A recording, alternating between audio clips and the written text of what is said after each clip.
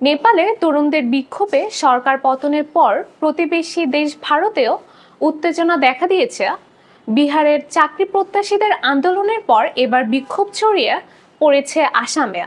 বুধবার আসামের তিনসুকিয়া জেলায় প্রায় 20,000 মানুষ রাস্তায় নেমে মোরান সম্প্রদায়কে অবিলম্বে তফসিলি উপজাতি এসটি মর্যাদা দেওয়ার দাবি জানায়।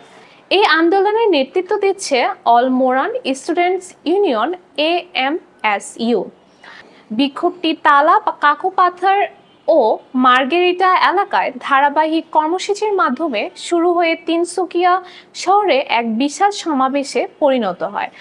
সমাবেশে AMSU সভাপতি পলীন্দ্র বরা অভিযোগ করেন, প্রধানমন্ত্রী নরেন্দ্র মোদী নিজে প্রতিশ্রুতি দিয়েছিলেন যে বিজেপি সরকার গঠনের 100 দিনের মধ্যে মোরান সহ 5টি সম্প্রদায়কে এসটি মর্যাদা দেওয়া হবে, কিন্তু 10 বছর পেরিয়ে গেলেও কোনো পদক্ষেপ নেওয়া হয়নি।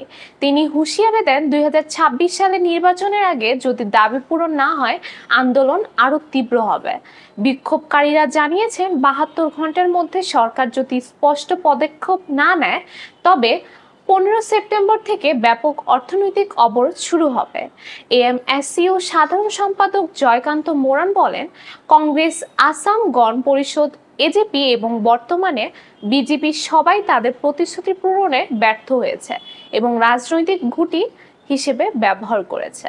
নরেন্দ্র মোদীর আসন্ন আসাম সফরের আগে মোরান সম্প্রদায় তাদের প্রতিশ্রুতি পূরণের সময়সীমা স্পষ্ট করার আহ্বান জানিয়েছে।